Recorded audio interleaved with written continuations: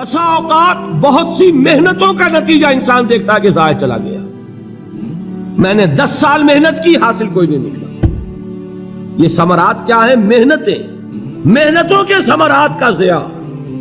کوشش آپ نے کی، قسمت کی خوبی دیکھی ہے، ٹوٹی کہاں کمن، 2-4 ہاتھ جب کے لبے بام رہ گئے.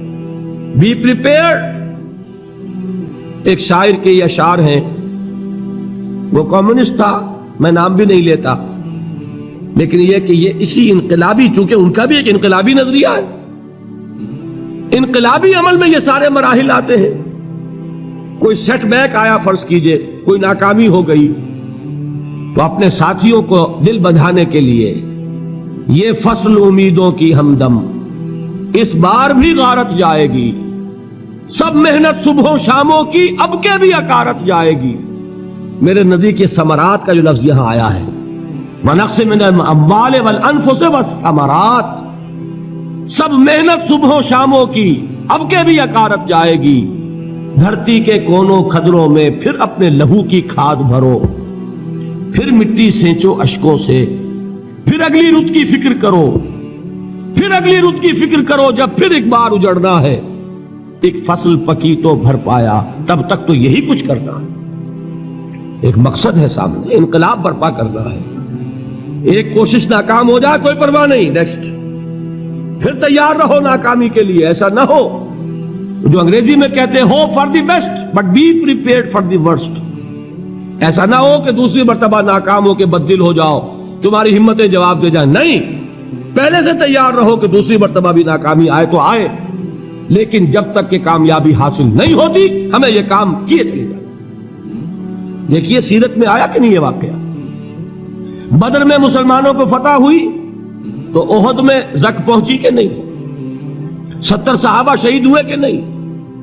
اگر ان کی ہمتیں جواب دے جاتی تو گاڑی کیسے چلتی آگے؟ تو فرمایا وَلَنَبْلُوَنَّكُمْ بِشَيْءٍ مِّنَ الْخَوْفِ وَالْجُوعِ وَنَقْصٍ مِّنَ الْأَمْوَالِ وَالْأَنفُسِ وَالثَّمَرَاتِ. ہم تمہیں لازماً آزمائیں گے، خوف کی کیفیت سے، فقر و فاقے کی کیفیت سے، بھوک سے، جان کے نقصان سے، مال کے نقصان سے، محنتوں کے حاصل کے ضائع ہو جانے سے. وَبَشِّرِ الصَّابِرِينَ، اور اے نبی بشارت دیجئے صبر کرنے والوں کو. الَّذِينَ إِذَا أَصَابَتْهُمْ مُصِيبَةٌ، وہ کہ جب ان پر کوئی تکلیف آئے، کوئی مصیبت آئے، کوئی آزمائش آئے، قالوا انا للہ وانا الیہ راجعون، وہ یہ کہیں کہ ہم اللہ ہی کے ہیں، اللہ ہی کی طرف لوٹ جانا ہے. یہ وہی انداز ہے جو میں نے فارسی کا شعر سنایا تھا آپ کو کہ سرے تسلیم خم ہے جو مزاج یار میں آئے. وہ ہمارا مولا ہے، ہمارا آقا ہے. اگر اسے یہی منظور ہے تو ہمیں بھی یہی منظور ہے. میں نے تسلیم و رضا کی بات کی تھی نا، آپ کو کچھ شعر سنائے تھے. ایک شعر اور سنیے، اور یہ کس کا ہے؟ محمد علی جوہر کا. ایک مرتبہ جیل گئے، ان کی ایک بیٹی جوان بیمار ہوئی، فوت ہو گئی. باہر چھوڑا انگریز نے، جاؤ بھائی دفن کر دو بیٹی کو. دوسری مرتبہ جیل گئے، دوسری جوان بیٹی اسی مرض میں مبتلا ہوئی.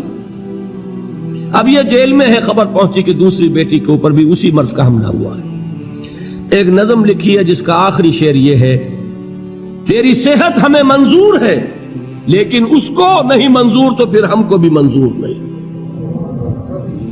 یہ ہے، جب تک یہ کیفیت نہ ہو اس میدان میں آدمی ثابت قدم نہیں رہ سکتا کہ میرے رب کو اگر یہ منظور ہے تو یہی مجھے منظور ہے، اور تیری صحت ہمیں چاہیے تو ضرور، لیکن ہمارے رب کو منظور نہیں تو ہمیں بھی منظور.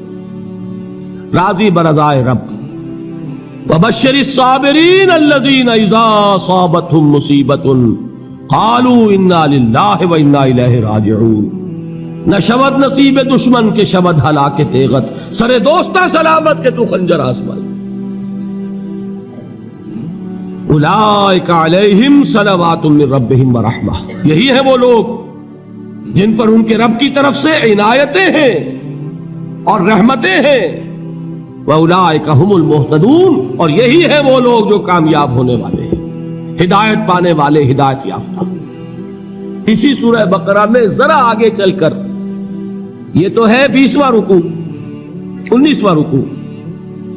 21ویں رکوع کی پہلی آیت ہے لیس البر ان تولوا وجوہکم قبل المشرق والمغرب ولکن البر من آمن باللہ والیوم الآخر والملائکۃ والکتاب والنبیین وآتى المال على حبه ذوي القربى واليتامى والمساكين وابن السبيل والسائلين وفي الرقاب وأقام الصلاة وآتى الزكاة والموفون بعهدهم إذا عاهدوا والصابرين في البأساء والضراء وحين البأس. اب یہ آیت جو ہے سورۃ العصر میں جو مضامین آئے تھے سارے اس میں موجود ہیں. وہاں ایمان کا لفظ آیا, یہاں 5 ایمانیات کی تفصیل آ گئی, اعمال کی تفصیل آئی, اور آخری بات وہاں کیا ہے وتواصوا بالصبر, اور یہاں کیا ہے والصابرین فی البأساء والضراء وحین البأس.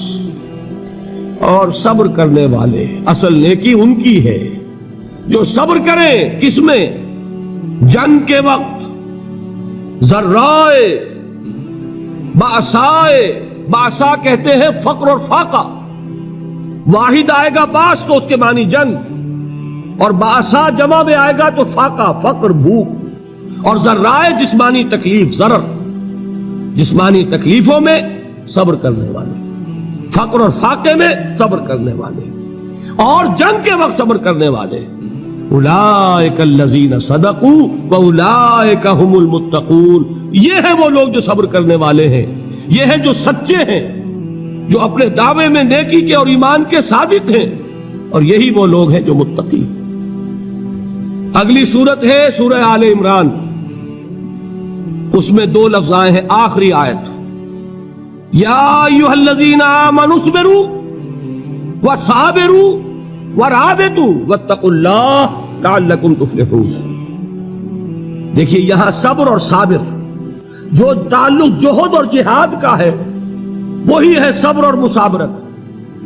صبر ایک طرفہ عمل ہے, آپ جھیل رہے ہیں, برداشت کر رہے ہیں.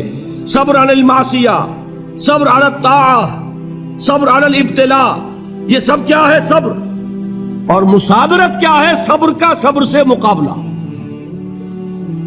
یہ سورہ آل عمران, اب وقت نہیں ہے میں آپ کو سناتا اللہ تعالیٰ نے کیسے کیسے مسلمانوں سے کہا, مسلمانوں تمہیں زک پہنچی ہے تو انہیں بھی تو پہنچی تھی. ان کے 70 نہیں مارے گئے تھے بدر میں, ان کے حوصلے جو ہیں وہ تو پست نہیں ہوئے, وہ اگلے سال آ گئے تم پر چڑھائی کر کے. تم کیوں اتنا برا مان رہے ہو, تمہارے دل اتنے زخمی کیوں ہو گئے؟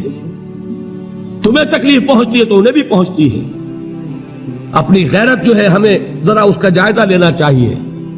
لوگ باطل نظریات کے لیے کتنی قربانیاں دے رہے ہیں, لوگ باطل چیزوں کے فروغ کے لیے کتنی محنتیں کر رہے ہیں. جیسا کہ میں نے ابھی کہا تھا, اسی غیرت کو چیلنج کرنے کے لیے, ذرا آپ کی حمیت دینی کو جوش دلانے کے لیے. قادیانی نوجوان کتنی تعداد میں اپنے آپ کو دین کے لیے وقف کرتا ہے, اور آپ کتنے نوجوان ہیں جو اپنے آپ کو دین کے لیے وقف کرتے ہیں, اور ہوں وہ کھاتے پیتے گھرانوں کے لوگ. یہ نہیں ہے کہ اگر کوئی اور کام نہیں کر سکتا تو پھر یہ ہے کہ وہ دین کے کام میں لگ جائے. باصلاحیت لوگ, کھاتے پیتے لوگ, ذہنی استعداد رکھنے والے لوگ, اونچے گھرانوں کے لوگ, وہ وقف کریں اپنے آپ کو دین کے لیے. اس کے بغیر کیسے باہر آ جائے گی, کیسے رونق آ جائے گی؟ تو دنیا میں باطل نظریات والے جو ہیں, یہ بات کہی گئی ہے مسلمانوں تم اگر توحید کے لیے لڑ رہے ہو, دیکھتے نہیں ابو جہل کو, اس نے گردن کٹوائی ہے شرک کے لیے, شرک کے لیے گردن کٹوائے, اور تم توحید کے لیے گردن کٹوانے کو تیار نہ ہو. اس نے گردن کٹوائی کہ نہیں کٹوائی؟ اور کس طرح کٹوائی ہے؟ کیونکہ بڑا متکبر قسم کا, فرعون قسم کا شخص تھا. جب گردن کاٹنے لگے تو کہتا ہے ذرا نیچے سے کاٹنا, تاکہ جب تم نیزے کے اوپر چڑھاؤ میرے سر کو تو اونچا نظر آئے, معلوم ہو سردار کا سر. وہ بدبخت مرتے ہوئے بھی جو اس کی کیفیت تھی نا, اس کو ذہن میں رکھیے. تو یہ اس لوگوں نے قربانیاں دی, جانے دی. تو فرمایا اگر تم ان سے زیادہ قربانی نہیں دو گے, جو نوٹ کر لیجئے اس کو, مجرد اگر حق کو غالب کرنا اللہ کے ذمے ہو تو آنے واحد میں غالب کر دے گا, تمہیں تکلیف ہی دینے کی ضرورت نہیں. سمجھ رہے؟ کیا اللہ کے مقابلے میں کوئی باطل کی طاقت ٹھہر سکتی ہے؟ یہ تمہارے ایمان کا امتحان ہے، یہ تمہارے خلوص کی آزمائش ہے، یہ تمہارے امتحان کا ثبوت درکار ہے کہ اللہ تعالیٰ دیکھنا چاہتا ہے تم اس کے لیے اپنی جانیں قربان کرنے کو تیار ہو کہ نہیں، تم اس کے لیے تن من دھن لگانے کو تیار ہو کہ نہیں۔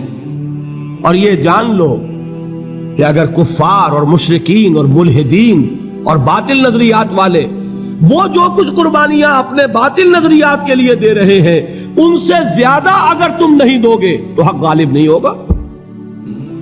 انہوں نے جو صبر کیا ہے اپنے باطل نظریات پر، اگر تم اس سے زیادہ صبر کا ثبوت نہیں دو گے اپنے اس حق پر تو حق غالب نہیں ہوگا۔ اس لیے فرمایا یا ایھا الذین آمنوا اصبروا وصابروا، نہ صرف یہ کہ صبر کرو بلکہ صبر میں اپنے دشمنوں سے آگے نکلو، ان کے صبر سے بڑھ کر صبر کرو۔ ورابطوا، مرابطہ کہتے ہیں چوکس رہنا، ہوشیار، پہرا دو، ایسا نہ ہو کہ دشمن جو ہے غفلت میں تمہارے اوپر کوئی حملہ جو ہے کر بیٹھے۔ واتقوا اللہ، اور اللہ کا تقوی اختیار کرو، لعلکم تفلحون، تاکہ تم فلاح پاؤ۔